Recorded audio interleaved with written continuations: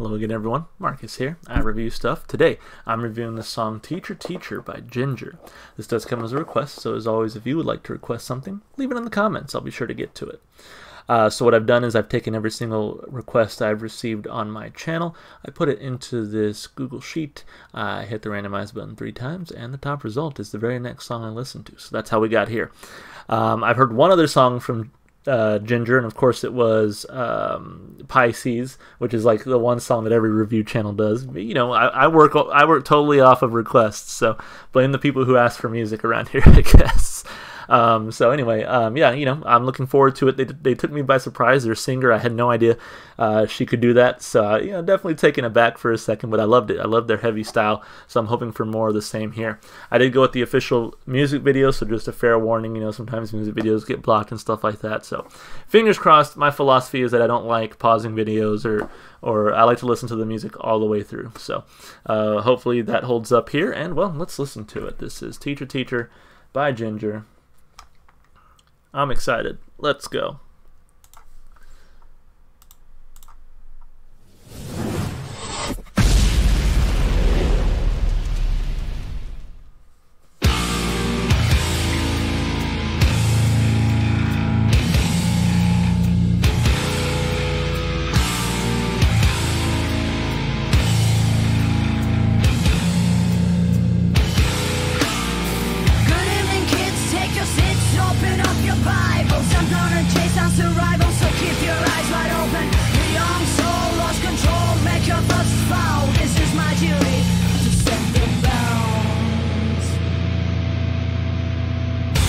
My hand took me and placed me in front of a glass. She gave me hint I was the glow of the mass.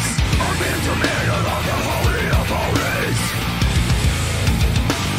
I have no worries.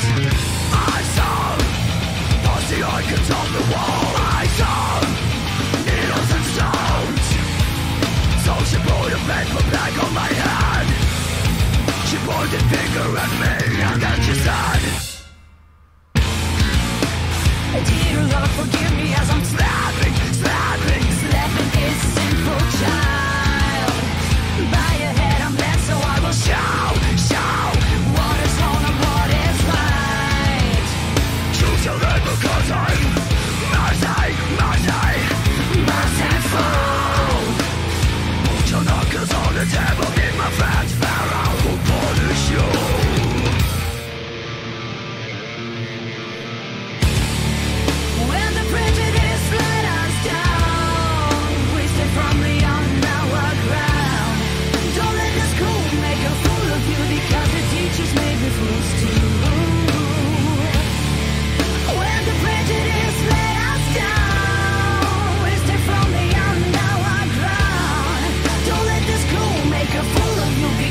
Teachers may be fools too.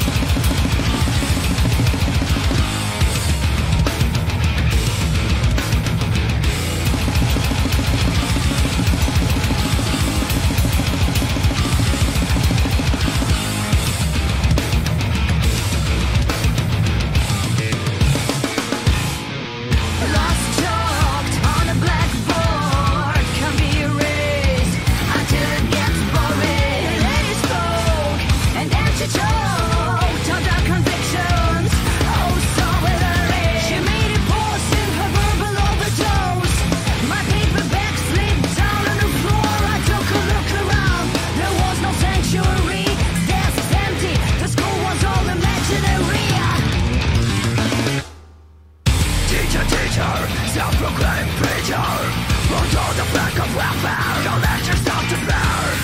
We need no soup, shove down our throats. So keep your monologues and read in every mouth.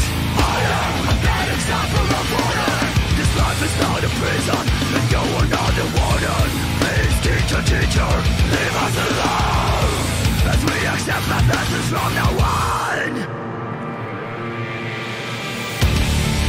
When the prejudice let us down, we stay firmly on our ground. Don't let the school make a fool of you, because the teachers may be fools too.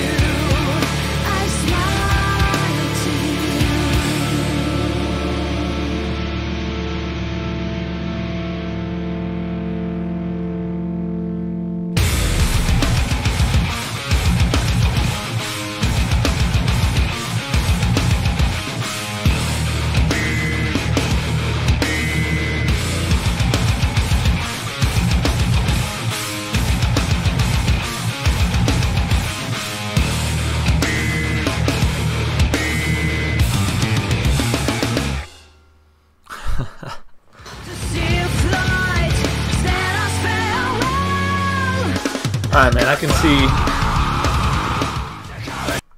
can see why that one was requested. That was a fun song. And the video, I feel like the video actually added a whole lot to it, so I'm really glad I checked it out. But, you know, I'm really impressed with her singing voice. I don't know her name off the top of my head, unfortunately, but her singing voice very much impresses me. And I'm not just saying, like, for the very obvious reason that of her metal stylings, right? I feel like the reason this band probably gets recommended to so many reaction channels or whatever is because you know, people like to see them be surprised that she can basically scream like that, right? And I think that's why this is such a popular band to react to on YouTube. And definitely, you know, it took me by surprise when I heard Pisces.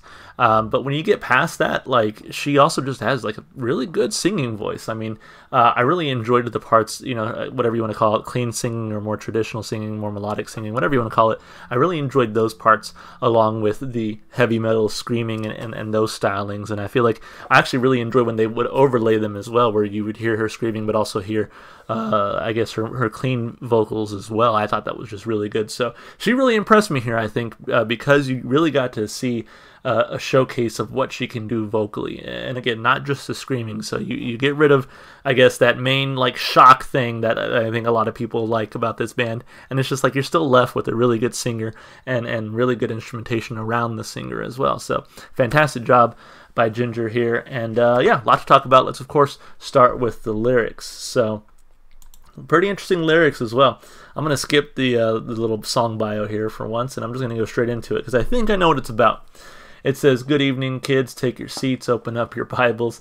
I'm going to chastise some rivals, so keep your eyes wide open. The young soul lost control, made her first foul.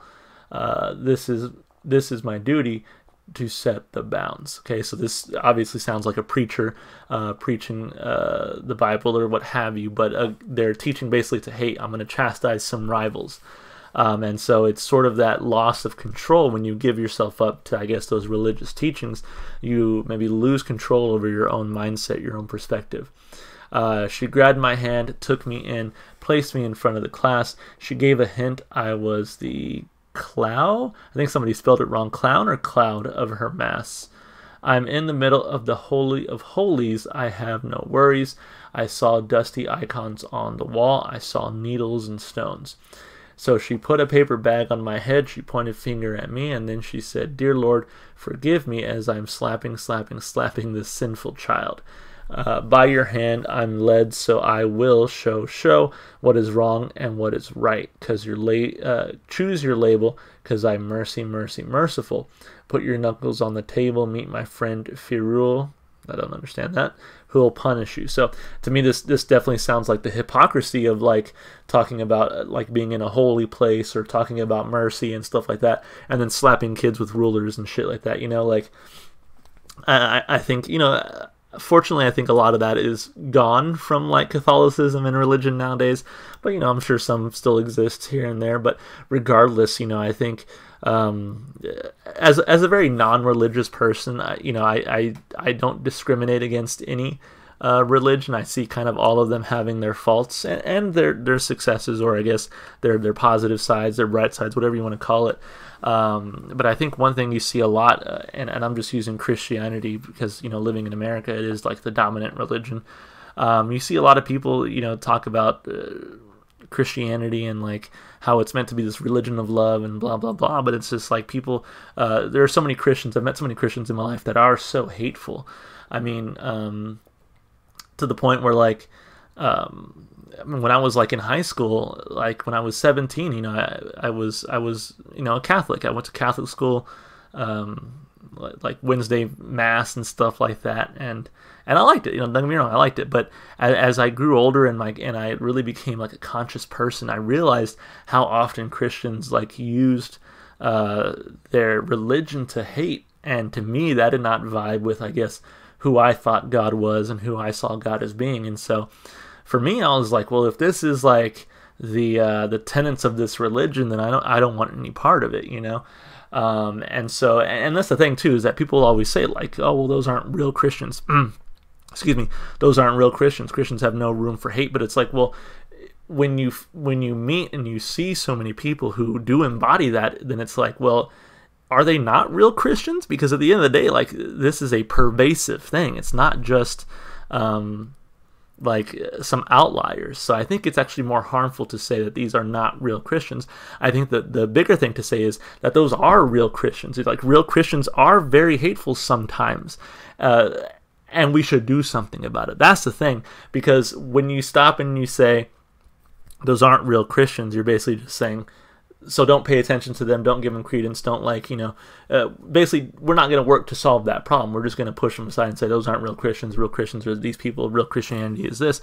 But it's like they are still invoking the name of your God to do terrible things. And so, and there's a lot of them. I mean, look at the people who support Trump. I'll just be straightforward with you.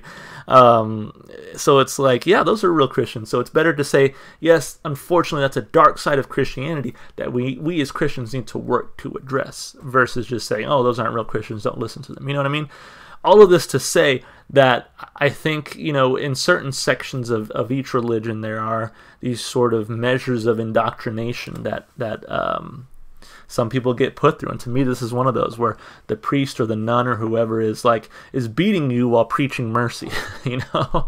And I think this song, you know, is more so just about control, about authority figures, and the sort of the power that we give them over us, and how oftentimes your authority figures don't know what's best for you. And we'll see that here in a second. It says, when their prejudice let us down, we stand firmly on our ground. Don't let their school make a fool of you, because the teachers may be fools too. So these people are in positions of authority and power. That doesn't automatically mean that they know what they're talking about, or that that they have your best interest in mind, you know? When their prejudice let us down, we stand firmly on our ground. Don't let their school make a fool of you, because the teachers may be fools too. I love that. That's a great line.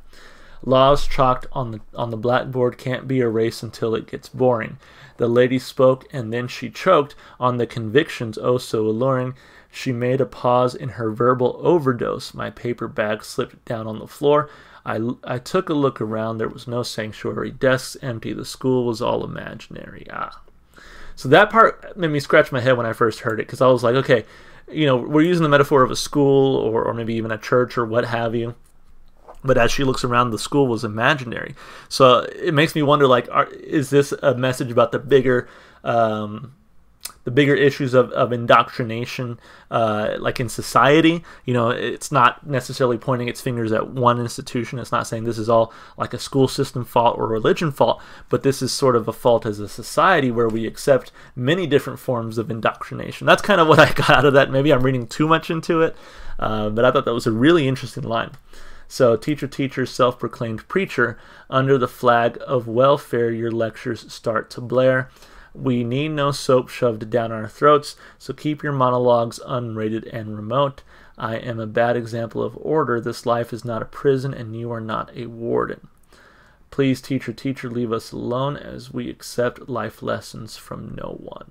So I like this line too. This life is not a prison, and you are not a warden. Because you know, many teachers, many preachers, many people of authority do sort of act that way, right? When in fact they're supposed to be kind of our leaders, you know, the people who really guide us. But when their prejudice let us down, we stand firmly on our ground. Don't let their school make a fool of you, because your teachers may be fools too. And that's such a pressing line too. Like, I myself am a teacher, and I try not to be stupid, but you know, it happens sometimes. But the thing is, like, I've met so many teachers who are not very smart. I hate to say it. I mean, I've met teachers who don't believe in simple things like climate change. Or, I mean, hell, I work with a teacher who, like, thinks that fluoride is, like, the government's way of mind controlling you and shit like that. It's like, these are the people who are charged to, like, teach the future citizens of America and shit. And they're not very smart themselves. So that line really stuck out to me as, like that kind of sucks that it's true. Like, you know, kids see teachers as these sort of like authorities and these know-it-alls, and like the teacher always has the answer, right? And that's totally not true. I mean, teachers are just as wrong as anybody, just as normal as anybody. But by God, I've met my fair share of not very smart teachers. Anyway, your idols scream to me, throwing shame on my face as I turn away from infamy and disgrace. I smile to you because I want you to see how I break the rules in front of your Trinity. Your idols scream to me, throwing shame on my face as I turn away from infamy and disgrace. Oh, I smile to you, I smile to you, I smile to you. That's an interesting one right there. Your idols scream to me, throwing shame on my face as I turn away from infamy and disgrace.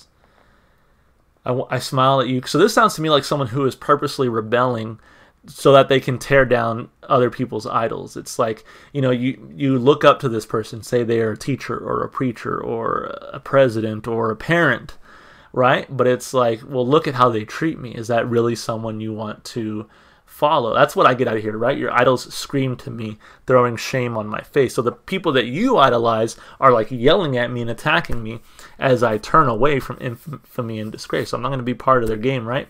And then I smile to you because I want you to see how I break the rules in front of your Trinity. So look at how like I reject your, I guess, your authority, your people that you idolize, right?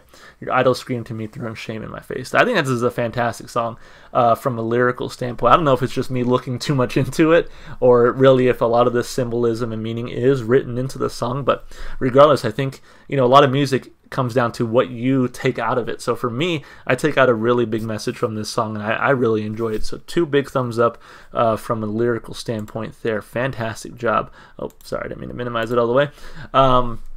As far as the instrumentation goes, I think for me, I had a really great time with just the heaviness of it. I mean, it was so fun to listen to. Some heavy guitar work, heavy bass work. I think to me what really stood out the most was the drums. Man, that drummer was going off. There were some moments there where I was just like, oh, the drums are just carrying me through this song. There were times where just I just wanted to listen to the drums. It was fantastic. So instrumentally, it was great. I love that, like, really that bridge section where they really slowed it down. You see like the crowd reacting. They're all like waving their hands in the air and stuff. And like I legit thought it was over. I was like, okay, the song's over. They ended like a nice quiet note, and then they hit you with the heaviness one last time. And it was so cool to see in the video how like the mosh pit was like separated and they just clash back together once they bring the heaviness back in. That was a really cool scene there in the music video. So fantastic job, I think, instrumentally from this band. And of course, at the start of the review, really, I mentioned how I really enjoyed her voice. I mean, again, not just for the obvious reason of her screaming ability, but really for her clean vocals as well. I just loved the way she sang them.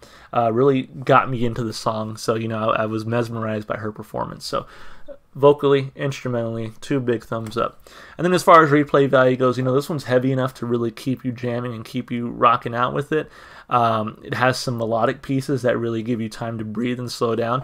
The vocal performance is fantastic. And then again, the lyrics to me have so much meaning packed into them, at least for me, that I just think this is one of those songs that is straight playlist for sure. So 2 thumbs up across the board. Had a great time with this one. Thank you so much for the request. As always, if you would like to request something as well, leave it in the comments. I'll be sure to get to it. If you enjoyed the music as much as I did, go support the artists. Go listen to their music wherever you can. One place you can definitely find this song and some more Jinjer is going to be in my Spotify playlist. It's in the description below. Has every single song I've heard so far on my channel. And if you want to support me, of course, all the normal stuff you do on YouTube. Sorry, I forgot to turn off my alarm. And before you go, help me figure it out. What am I listening to next time? All right. So song list, Jinjer, teacher, teacher. We are done with you. Let's randomize 1, 2, 3. Back to Muse, MK Ultra. The pretty popular request. I remember seeing that one pop up quite a bit. In fact, I think I have someone subscribed to me who has MK Ultra as their username or whatever. Isn't that the name of a beer? Or am I thinking of Michelob Ultra? I don't know. Whatever. We'll listen to it. Muse, MK Ultra. Going to be the next review. I hope to see you guys in that one. Until then, I'll see you later.